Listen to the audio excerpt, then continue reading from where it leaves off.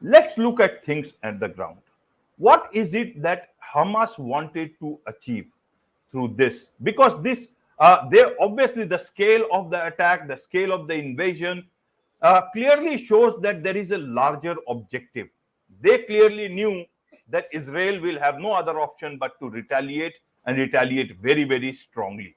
So obviously, it's just not a one-off attack when you kill a few people. What is it that the larger objective is? And now that Israel is also full-fledgedly at a state of war with Hamas, it also wants to bring that status quo that by controlling the Gaza Strip. What does now? Where does this situation stand? What does Hamas want? Who are its backers and funders? What is your understanding of this? And where does this end? What does Israel do? Now there is a blockade on everything. The humanitarian crisis begins. Then the role of the world and the US. The world is divided at the moment, with the US looking at it that Israel has every right to defend itself. The UN will look at it differently, though I don't think it has great enough strength. Even the UN Security Council was supposed to meet. I don't know what happened after that. So help us understand, what is happening in this. What is it that these players want? Not the players only in the front, but in the back also. What is it? How do the world feel? Look at it in the same, because it's going to impact not only their own understanding of things, but also businesses will get impacted in these difficult times. So let's start with Hamas, because the Hamas is the most direct party involved in all of this. Their calculus was relatively simple. First, to undermine and disrupt Israel's image as a strong country and make it less valuable for regional powers, which is exactly what happened. Everybody immediately backed off, and it put a dent on Israel's security, intelligence, and defense relations with countries, because if Israel cannot follow its own procedures, cannot follow good tradecraft and good security policies, it's not a reliable ally. And it's not just because Hamas is so brutal or Iran is doing all this. There were mistakes that made this possible, that were internal mistakes. They will be investigated, things will be changed, I am sure, but it will take time. It will not happen overnight. You still need to fight with this dented image and win the war and deter and find a way. You still need to communicate with the countries, but it's now much harder. Second, the objective was to draw Israel into a long, bloody, and possibly multi-front war, which is almost inevitable. There's talks of getting Israel into a ground war, which will be grinding and terrible due to the density of Gaza, due to the internal urban planning that is extremely, as someone put it well, it's Viet Cong in a concrete jungle. It's like going through these jungles, but house by house, door to door. Could take months, could take years to clean everyone off. Some operatives can be killed by airstrikes, but the real people will know how to go underground and to hide. And of course, civilians are being held hostage, so you can expect mass casualties no matter how careful you are, because again, the area is extremely dense.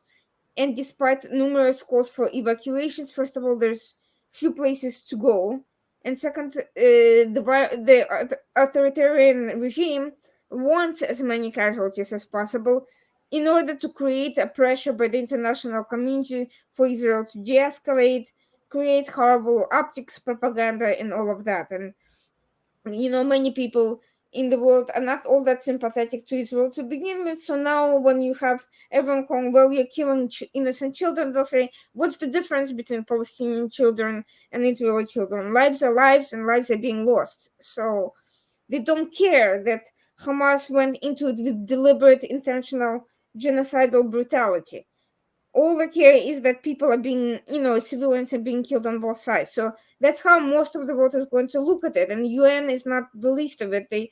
Russia and China blocked any possibility of a resolution condemning it. And we can tell you where they stand. They haven't been at the forefront of the conflict because, like, unlike Iran is thought to be the Middle Eastern controller.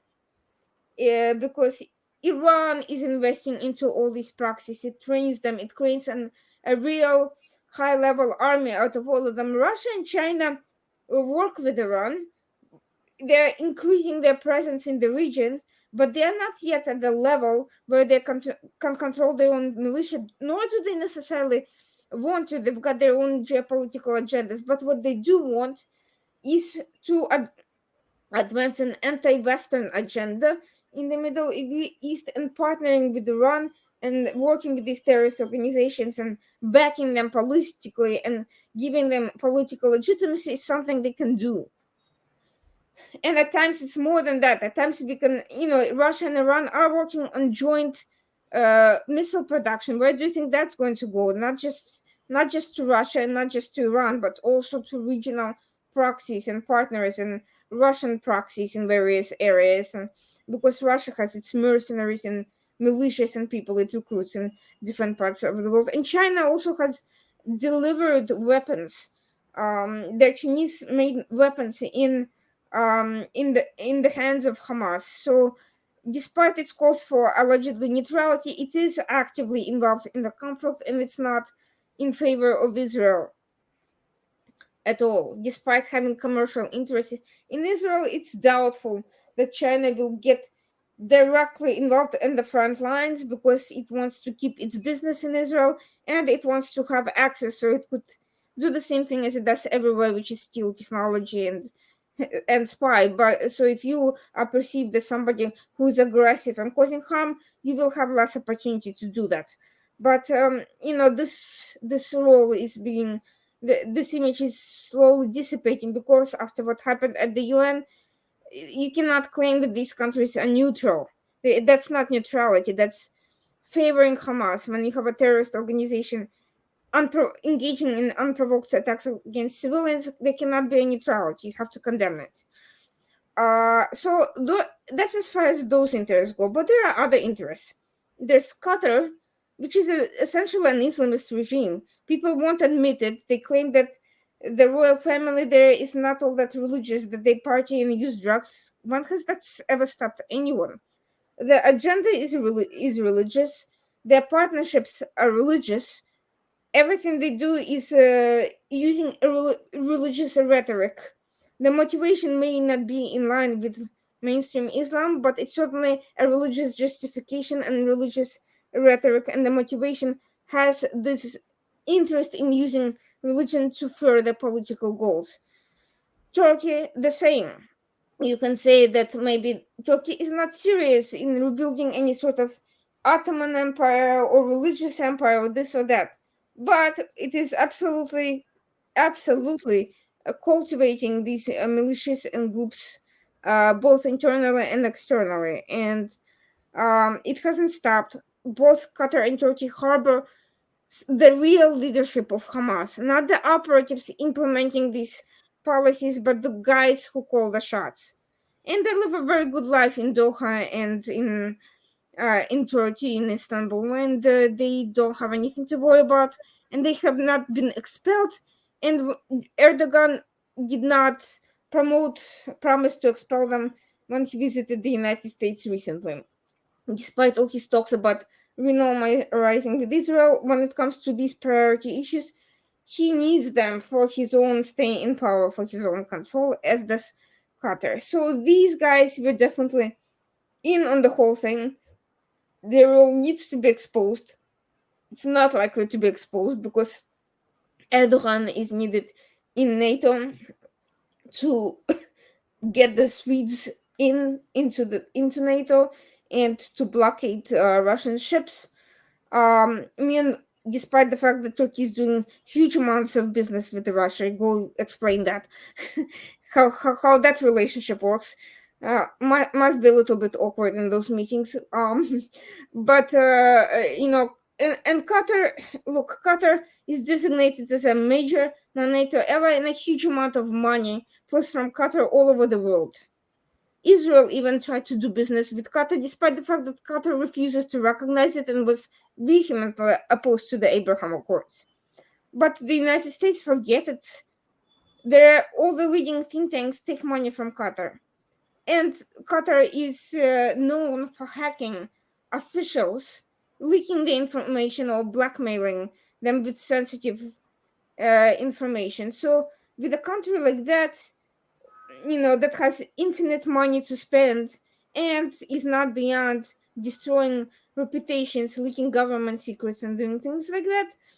Very few are going to be, in the current day and age, are going to be willing to press it really hard, much less after you already granted it huge privileges, taking them down. It's going, uh, there's simply no political will to do that.